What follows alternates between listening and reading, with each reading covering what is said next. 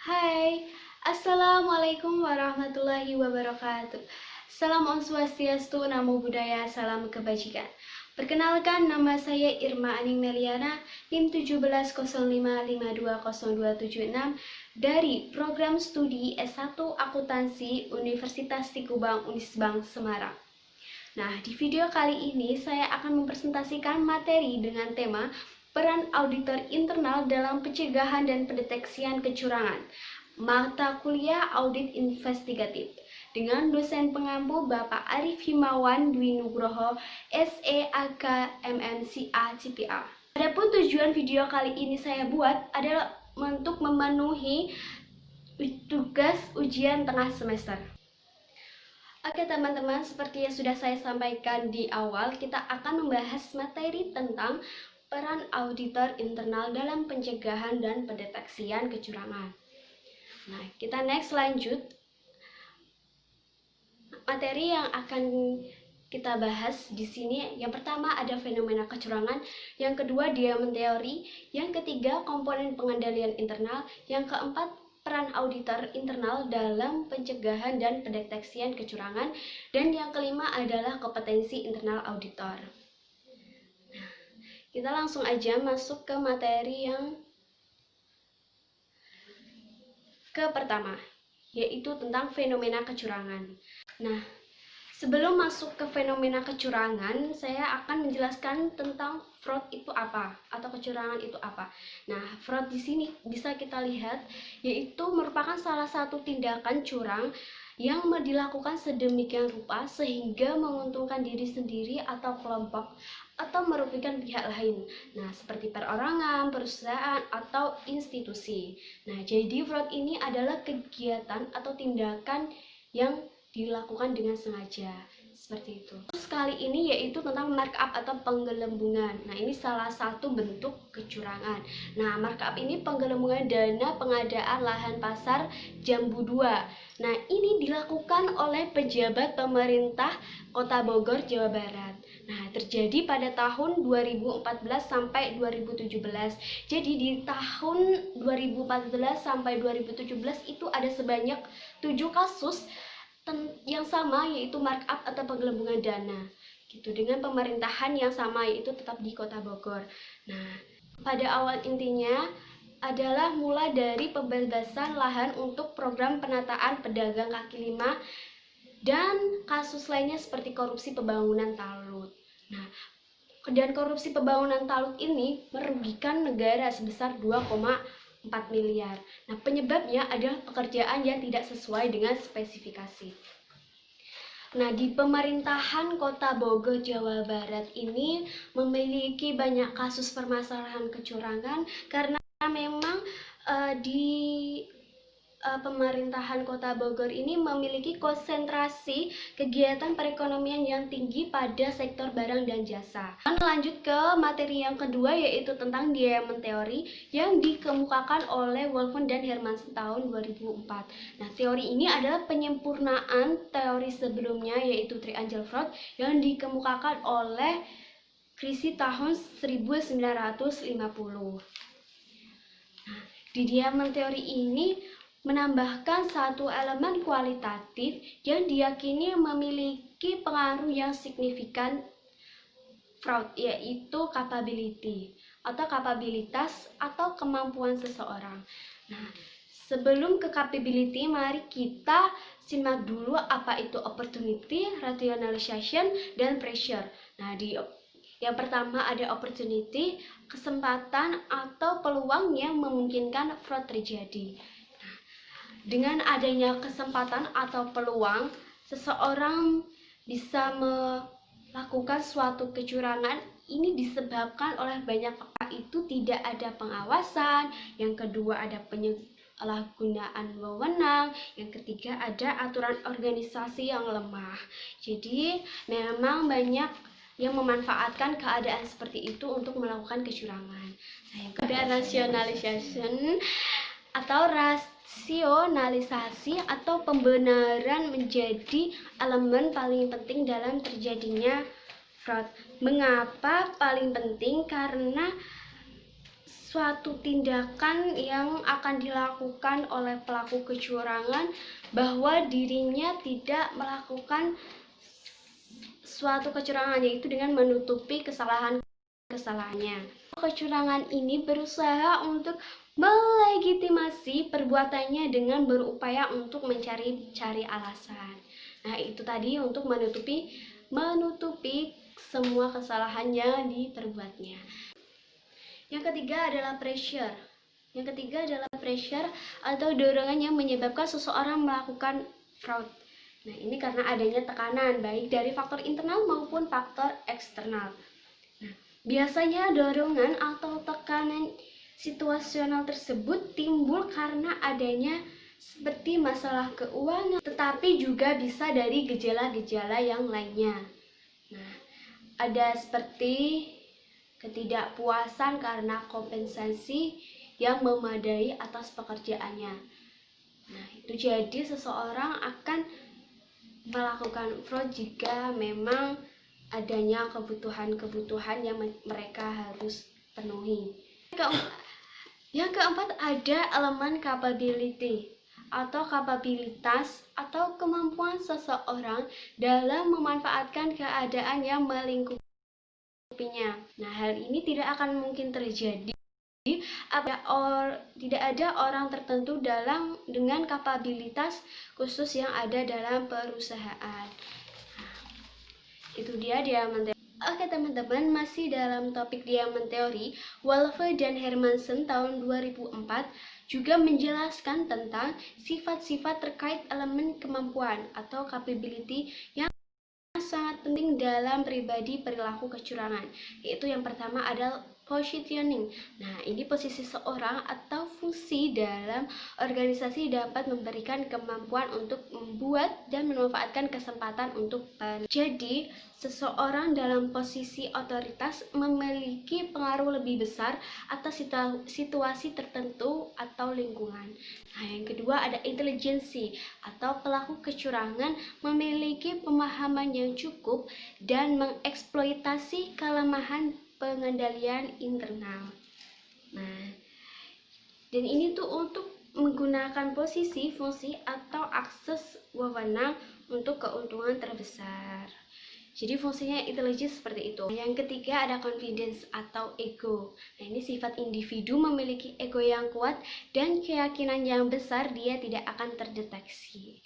Jadi di sini sifat seseorang tersebut itu hanya mementingkan dirinya sendiri. Keempat ada coercion atau pelaku kecurangan dapat memaksa orang lain untuk melakukan atau menyembunyikan penipuan. Jadi pelaku kecurangan ini bisa memiliki kemampuan untuk meyakinkan orang lain dan bersekongkol untuk menyembunyikan sesuatu yang memang merugikan, yaitu salah satunya kecurangan. Yang kelima ada deceit atau penipuan yang sukses membutuhkan kebohongan efektif dan konsisten. Nah, ini untuk menghindari deteksi. Jadi seseorang itu mampu meyakinkan, jadi dia harus berbohong untuk meyakinkan bahwa dia tidak melakukan kecurangan.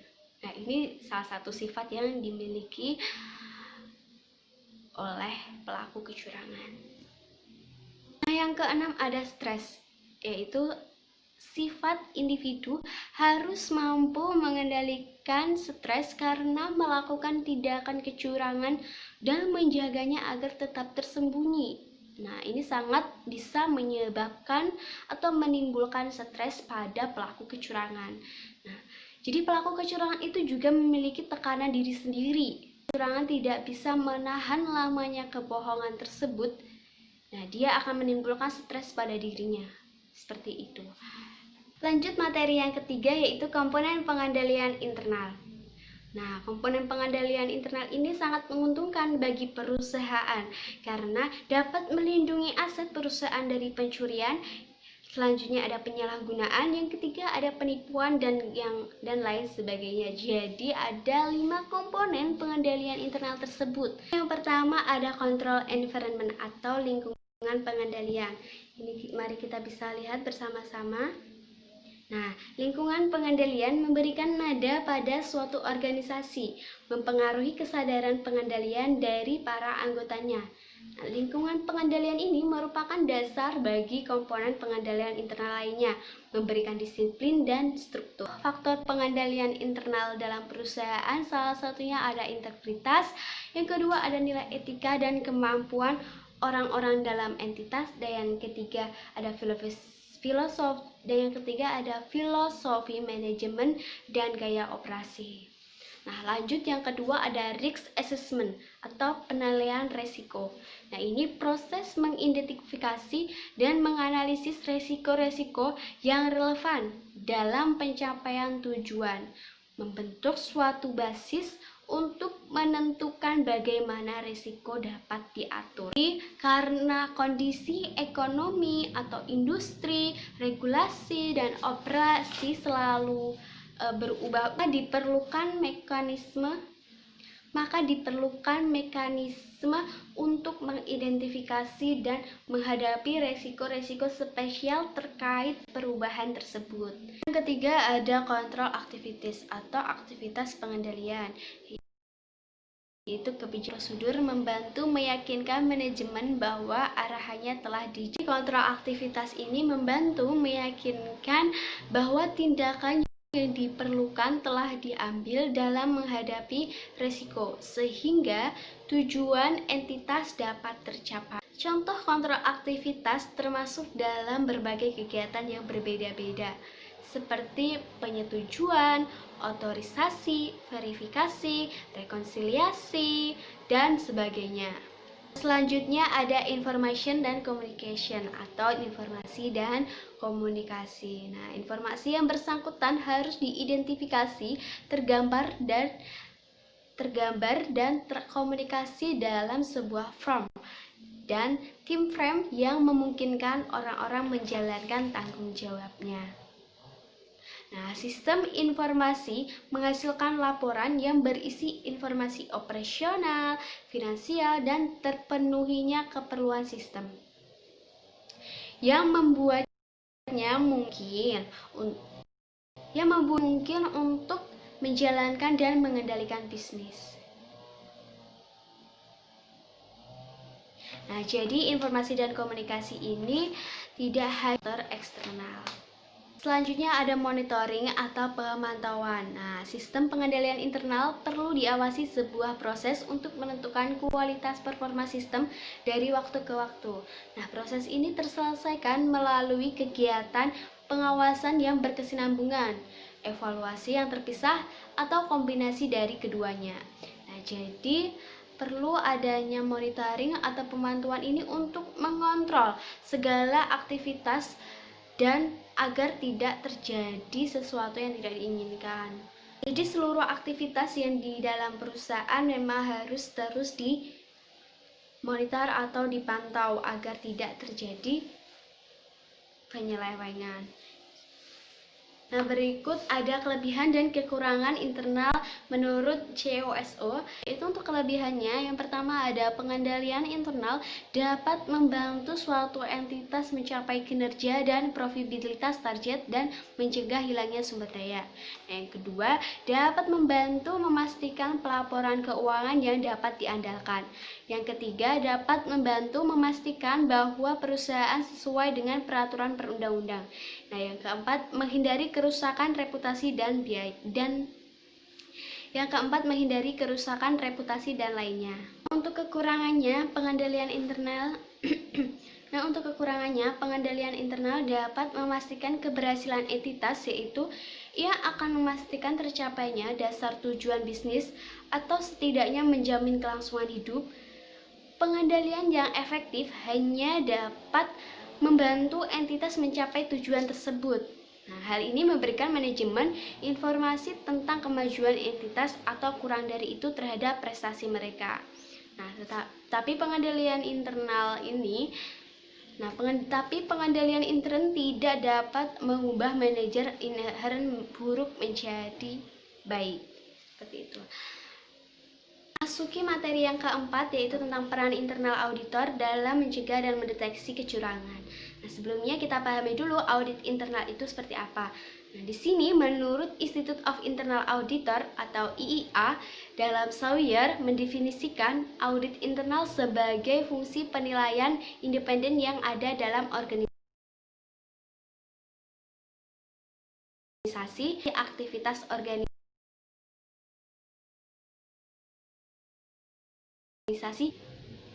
Jadi, di situ nanti auditor harus tetap memberikan opininya dengan sesuai keadaan sesungguhnya walaupun hanya lingkup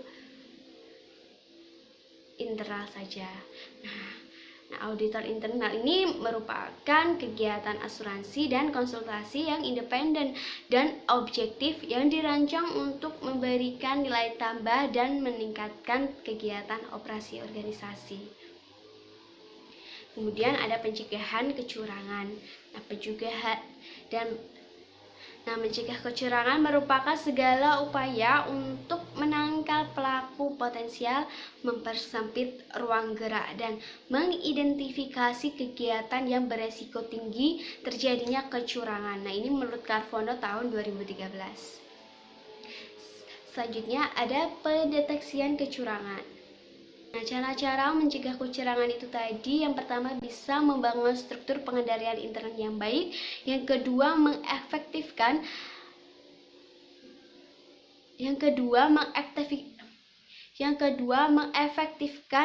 aktivitas pengendalian, yang ketiga meningkatkan kultur organisasi, yang keempat mengefektifkan fungsi internal audit.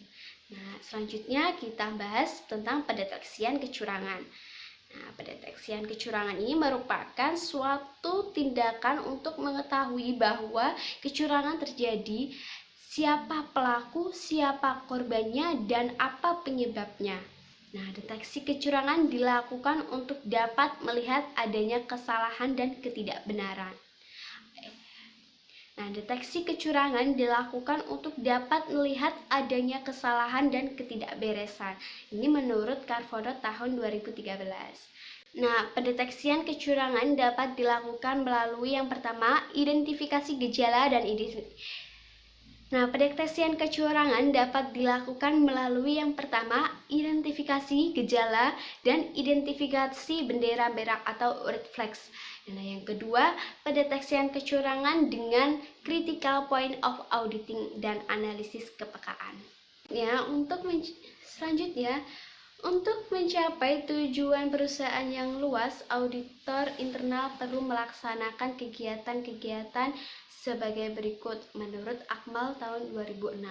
Yang pertama, mengidentifikasi dan mengukur risiko. Yang kedua, menentukan tingkat keandalan data dan informasi. Yang kedua, menentukan tingkat keandalan data atau informasi.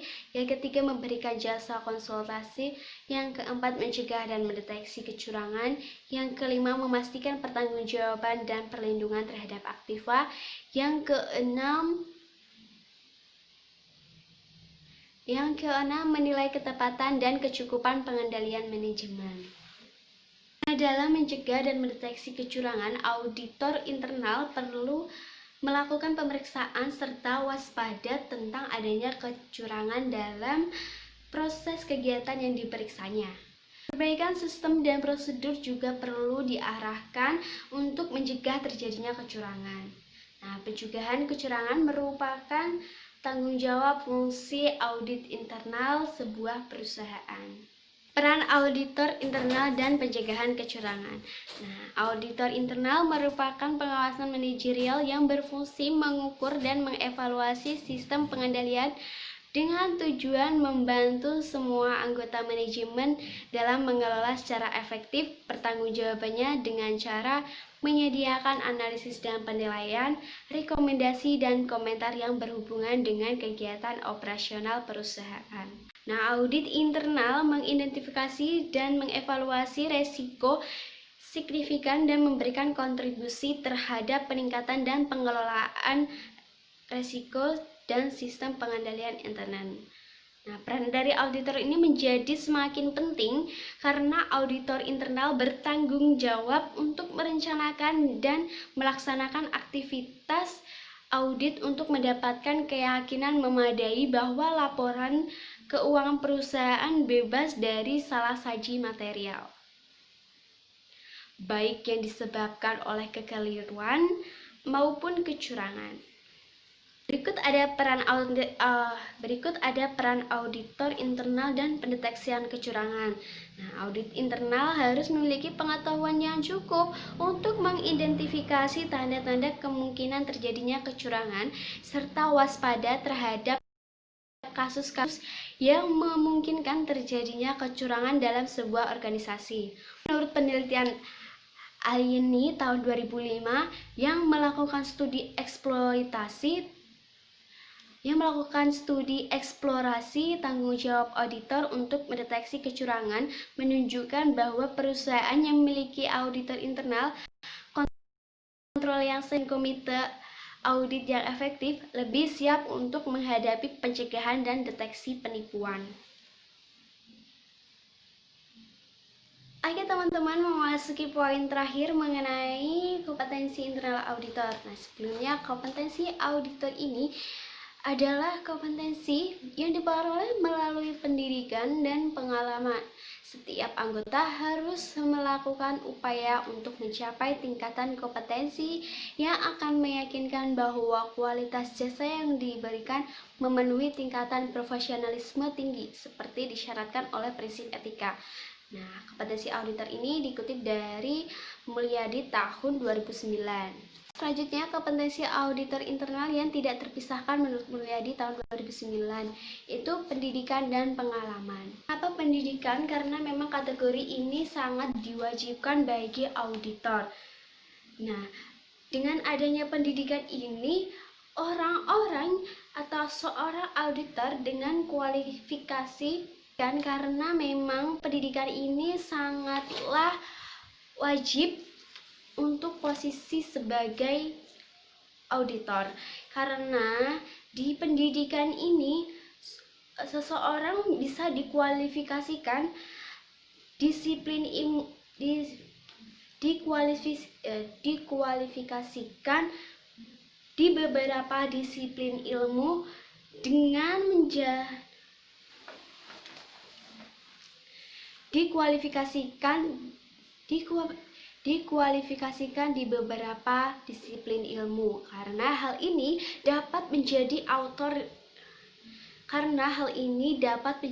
auditor yang lebih efektif daripada yang lain. Nah, yang kedua ada pengalaman. Kenapa pengalaman?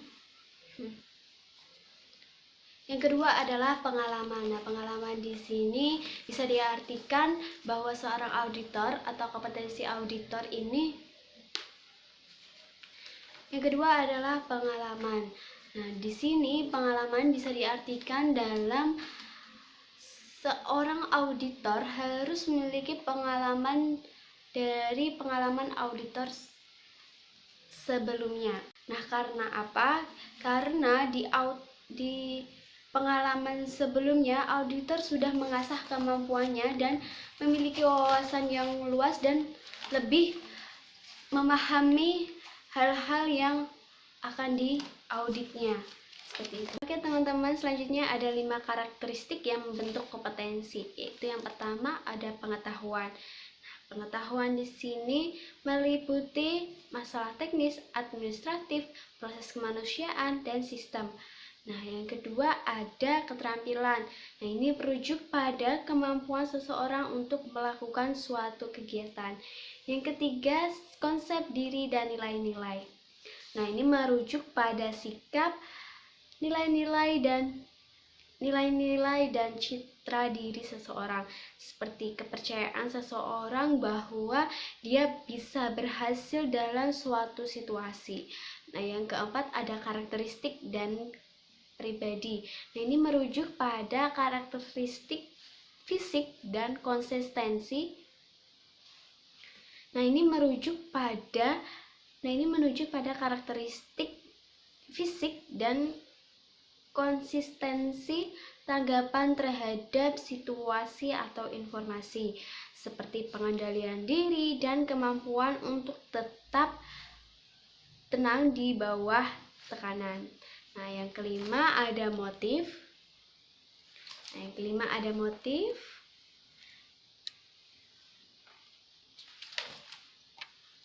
Nah, yang terakhir ini ada motif. Nah, di sini motif yang ditujukan merupakan kebutuhan psikologis atau dorongan lain yang memicu tindakan. Nah, selanjutnya,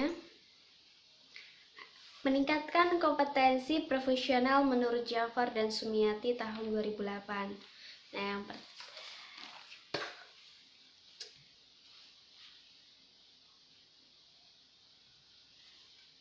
Nah, selanjutnya ada meningkatkan kompetensi adalah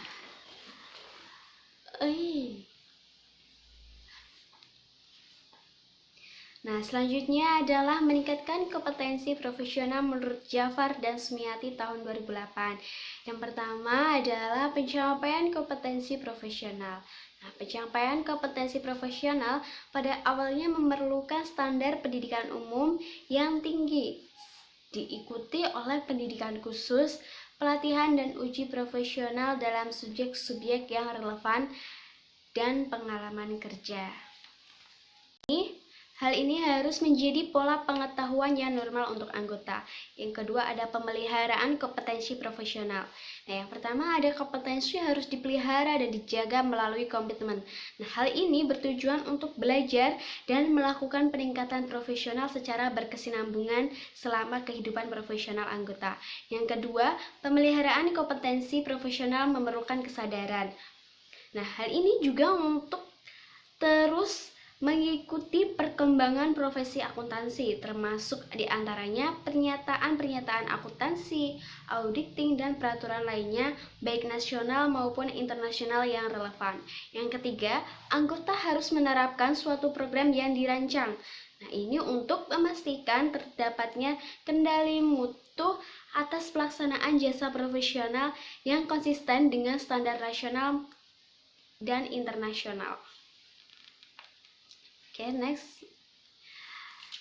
Terima kasih. Thank you for watching. Oke, sekian dari presentasi kali ini. Semoga apa yang saya presentasikan bermanfaat juga untuk kalian, terutama juga untuk diri saya sendiri. Semoga kedepannya lebih baik dalam menjelaskan sesuatu materi. Berhubung masih dalam situasi pandemi COVID-19, saya berharap teman-teman tetap menjaga kesehatan dengan rajin mencuci tangan, memakai masker, serta social distancing 1 meter. Pada intinya, tetap mematuhi protokol kesehatan. Sekian dari video saya. Kurang lebihnya saya mohon maaf. Wabillahi taufiq wal hidayah. Wassalamualaikum warahmatullahi wabarakatuh. See you next time.